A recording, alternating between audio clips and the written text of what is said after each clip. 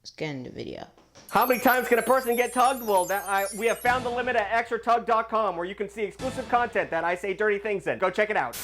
What? Super Bowl Sunday, the closest thing Americans can get to a real holiday without getting a day off from work. We stuff our faces with the physical embodiment of mortal sin known as buffalo chicken dip. Wash it down with a symphony of differently branded water-adjacent light beers, all while grown men concuss themselves on the gridiron of glory. Over time, the Super Bowl has become much bigger than itself, almost a parody of what it used to be. Much to the dismay of real football fans, Super Bowl Sunday is becoming more about the party that surrounds the game rather than the game itself. It's the celebrities, musicians, and fanfare that we celebrate, not the genetic freaks we see on the field. Honestly, the people who show up to the Super Bowl party and actively ignore the game seem like they're having the most fun. Because they're not, screaming at the TV. They didn't bet $300 on a play that obviously wasn't gonna happen. If it just hits, we can go to Disney this year, kids. But is that such a bad thing? Do you need to care about football to enjoy the Super Bowl? Well, let's find out just exactly where things started to head south or north, and at the same time, find out why your dad, who exclusively wears a Lions quarter zip to work, why he tells you to shut the f up during the game. So once again, Chris, hit me with the flashback. We're going back in time as we always do at the beginning of Big Tug videos. Whoa, flashback. Football was pretty much front and center at the first Super Bowl because, yeah, no shit, they didn't really know what entertainment was back then. Even though the NFL began all the way back in 1920, the first inaugural... Damn, 1920? Damn, that's early as fuck, though. How the f do you say that word? Inaugural Super Bowl didn't take place until 1967. And the reason the big game was created in the first place was because of a little upstart called the American Football League. The NFL had squashed out all of its competition for the first 4 decades of its existence, but the AFL, established in 1960, had some money to spend, brother. They wouldn't be stomped out easily. It was run by a fella named Lamar Hunt, who was a son of a very famous oil tycoon out of Texas and was the heir to his massive fortune. The AFL was luring away top talent with massive contracts, like giving college star Joe Namath a then unheard $427,000 salary. I didn't adjust that for inflation. That's probably pretty normal, but at the time that was insane. And they even gained a foothold in the television market with an exclusive $36 million deal with NBC. For a few years, the leagues tried to coexist, tried to live together in harmony. They even had a gentleman's agreement where they decided they wouldn't poach talent from each other's leagues. But of course, like any peace treaty a white man signs, it didn't last for long. The owners of the teams became worried that if they started sniping each other's talents, bidding wars would start driving up players' salaries and hurting their bottom line. So in 1966, they decided to do the twin fusion move and put their leagues together. But even before... so now it's like the AFL and the NFL, they're like together now. I kind of get it. The leagues officially combined their business operations, they decided to take the step of unifying their brands by creating an AFL-NFL World Championship game. So in January of 1967, the world's first Super Bowl took place. So it would be hard to imagine just how insane the Super Bowl would become if you attended the first one, because this was a far cry from what we think of the Super Bowl as today. Well, it wasn't even close, not even a little bit. Today, tickets to the game cost around like $8,600 just to get a seat. Back in 1967, you could get a Yo, $8,600 is wild. Yo, I also heard that like 99% of the people that actually like go to the Super Bowl shit, they not even like 99% of them, like they didn't buy it. Like apparently they're like 99% are all like social media stars, shit, like sponsors and shit like that, and only like 1% are like regular people. That's what I heard. Though. Yeah. A ticket for $6 or $12 if you wanted to bool out. And even if you adjust for inflation, that's still only like $100 per ticket. And I'm pretty sure that's the cost of a stadium beer nowadays. But even at those incredibly cheap prices, there were about 32,000 empty seats in the stadium for numero uno. No one really gave a shit about the Super Bowl. The first Super Bowl, no one really cared at all. At least not like they do today. And they tried to make things better. Like they tried to zhuzh up the halftime show, and that was a disaster. It featured 2 college marching bands and a drill team from a local high school. A local goddamn high school. But don't worry, we have a surprise act that's gonna save the show. Guest trumpeter Al Hirt. You know Al Hirt? You guys love Al Hirt, right? Just for context, if you don't know about Al Hirt, that makes complete sense. He wasn't even cool. Yo, bro's a fucking nobody. No one knows this guy. At the time. This wasn't Miles Davis or John Coltrane playing the trumpet in front of everybody. Yo, who actually knows both of those guys? Chat, do y'all know these people? I don't even know any of them. Like, dead, bro.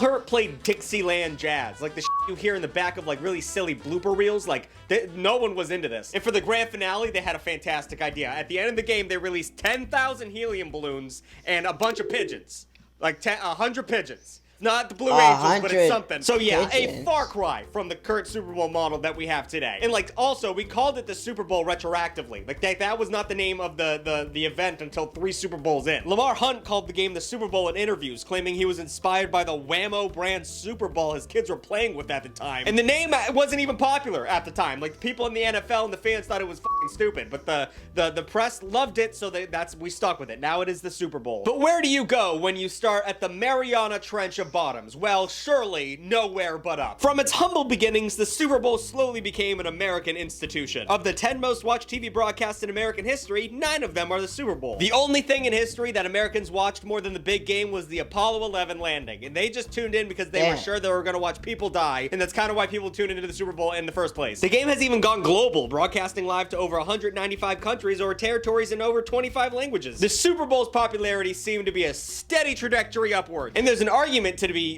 considered that its popularity is completely tied with an abundance of consumerism. And if you thought I was going to do a whole Big Tug episode on the Super Bowl and not mention the horrors of capitalism, what the f did you think I'm going to do here? The more popular the Super Bowl has become, the more advertisers are willing to spend on it. And all that leads to more than $17 billion spent by consumers.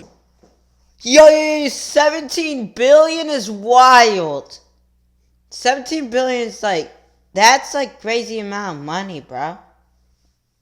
Damn. In the United States on Super Bowl related purchases. That being like the food you get for the game, or like a jersey you get for your dad, or like the streaming service you decide to sign up for because that's what the game's gonna be on this week. The NFL needs to figure out streaming, Jesus Christ. Not to mention the economic impact for the host city that can reach upwards of $1 billion. And now we're at the part where the Super Bowl has officially grown out of its toddler clothes. It needs Wait, let's see how much did New Orleans spend on their shit? How much did New Orleans spend on the Super Bowl? Bust.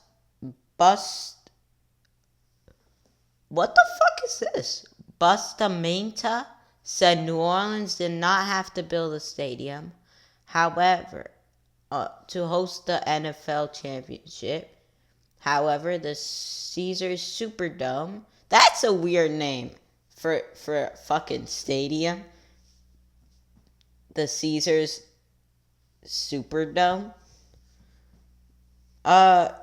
did complete a $560 million renovation last year. Damn. No, but how much did they, like, spend?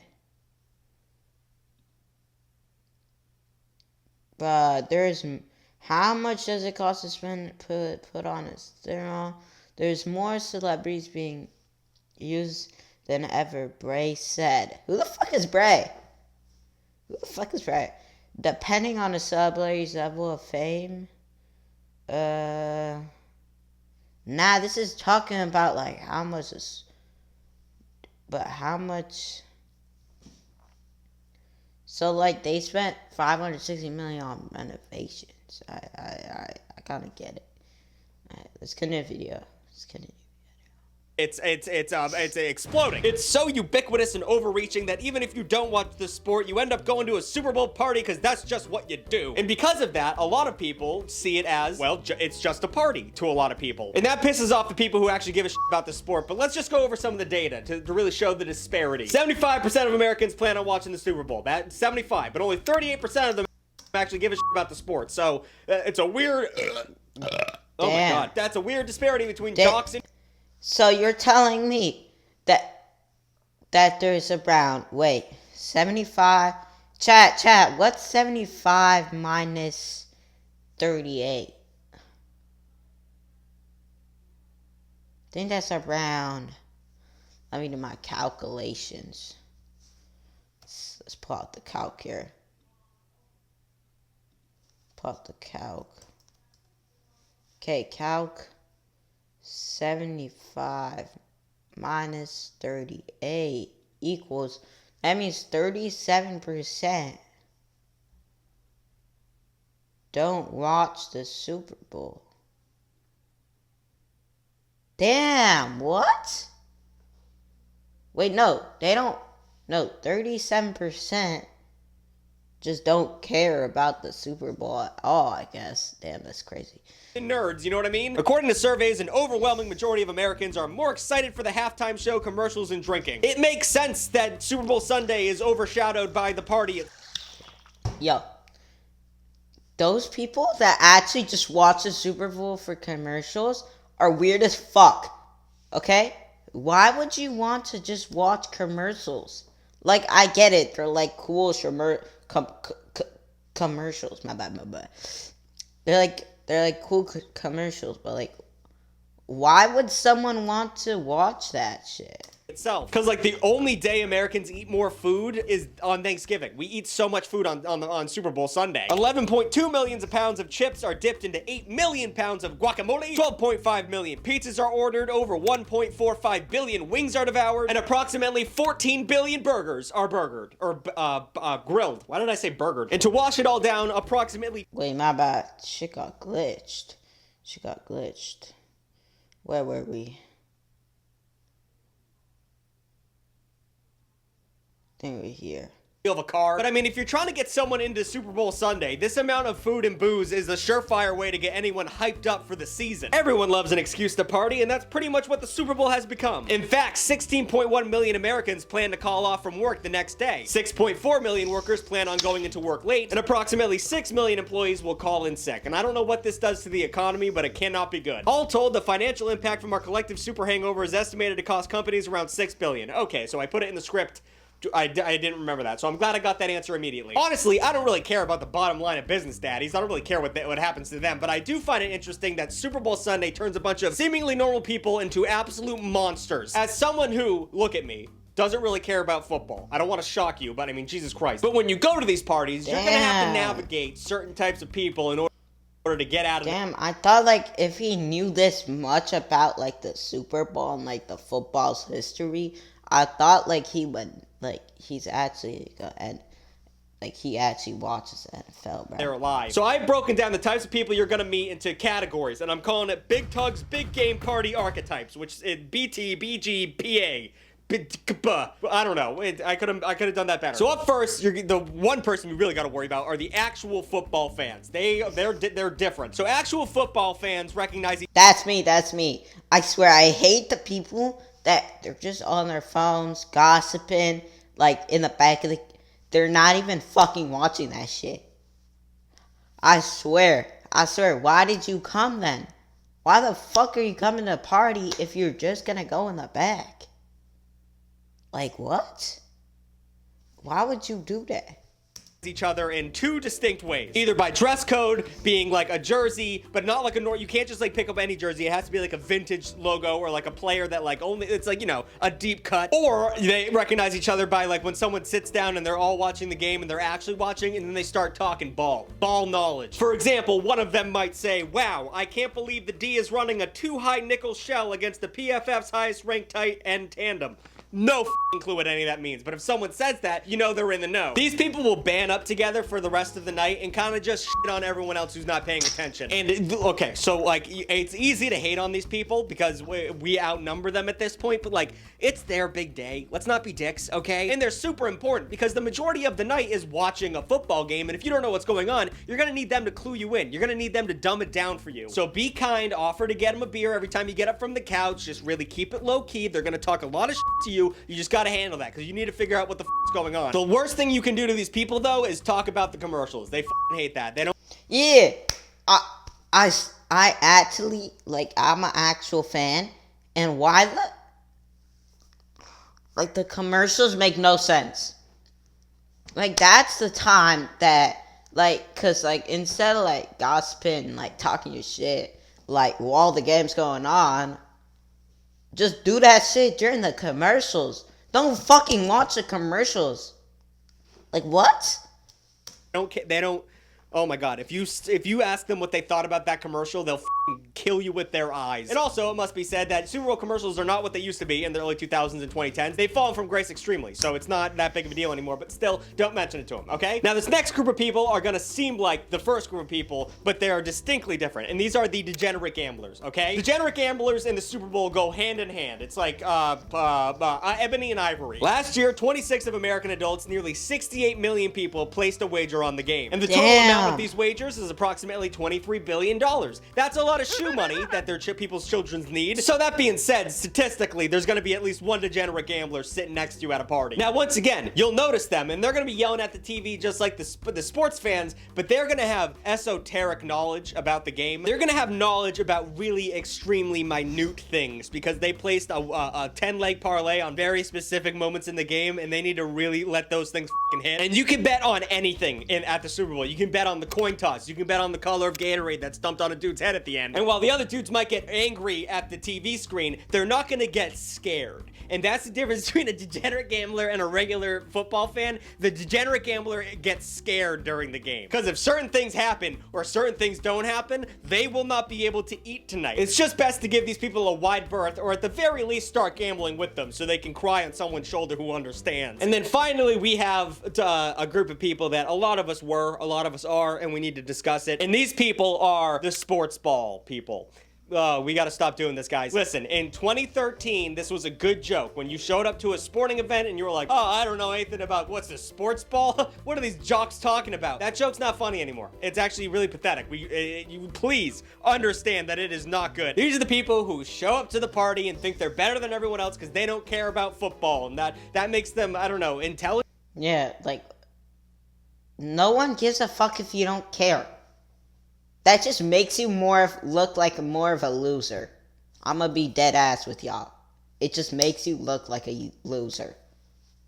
Or have a higher level of intellect, I guess. And I was there. Listen, I was there. We were all Tumblr kids. We all get that. But you have to understand that not liking fun things doesn't make... Wait, this is him? They don't even look like similar, though. They don't look similar at all. They don't look similar. Interesting, it makes you boring. That's a really important fact of life that we all have to learn at one point. Don't talk about how the NFL's evil because of their concussion protocol. Don't talk about like everything I talked about with the money. Don't leave that shit at the door. So just knock it off, all right? We're done with that. But now that we've discussed all the weird people at the party, let's discuss the game itself. And I'm not going to talk about football because I don't know anything about that, but we can talk about the fanfare. Usually, we pay extra money to avoid ads in America, like premium streaming services like Netflix or Extra Tug. And go to extratug.com and see a bunch of fun, just fun. But Super Bowl commercials have become the cultural currency of water coolers and lunch breaks on the Monday after the game. And advertisers are willing to pay anything to get their product in front of hundreds of millions of eyeballs. During the first Super Bowl, a 30-second ad only cost $42,500. Today, a 30-second Super Bowl ad costs $7 million. That's about $233,333 per second on the TV. Yo, mods, don't ban them. Don't ban them. Don't. Just don't ban them. No. Just don't ban them. Mods, don't ban him. I get it, he said like a controversial thing, but like, don't like ban him for that. TV. The buzz from commercials became such a big deal that in 1989, USA Today created the Super Bowl Ad Meter. It's a real-time survey that asks consumers how they felt about each Super Bowl ad. The results are used as a metric by many advertisers and consumers to see which company won the big game. And this, I mean, Jesus Christ, how dystopian is this? So, like, we're all like judging how well did you sell your product to me? More food for me, please. But even though these ads never topped the Ad Meter list, I'd be remiss not to mention the Bud Bowl. Variations of this ad ran during the Super Bowl from 1989 to 1997. Featuring bottles of Budweiser and Bud Light playing a game of football against each other. And this is, I mean, these commercials are perfectly stupid. This is just like, this is what you expect to see on Super Bowl Sunday. The bottles are wearing helmets. The fans are cans. It's all perfect. It's all laid out before us. The Bud Bowl was America. Unfiltered. Golden roasted tobacco. So we get through the pregame some of the ads. Now it's time for the big thing that people mostly care about, which is the halftime show. The big kahuna. The thing that you can't... Yo, this year's halftime show with Kendrick... This year's halftime show with Kendrick was genuinely one of the worst Super Bowls ever. Like, Super Bowl halftime shows. The fans gotta be pissed at him. I'm not even a fan. That shit was ass. Like, ass cheeks, bro. That shit, bro. That just shows. If no one was even, like, singing along, that just shows that, like, Drake is just, like, 10 times better. That just shows that how much better Drake is. Y'all know? Cause if you go to a Drake concert, everyone knows the lyrics to every single song, bro. You know why? Cause he actually has bangers, bro. Yo, Kendrick legit has like 1 or 2 bangers. He does not got that many hits though. Like he doesn't have that many hit songs, bro. So like that's and like the performance was like just so ass during the Super Bowl. Like Drake could have done it like 10 times better. Can't believe how much money they spent on this goddamn. I wait.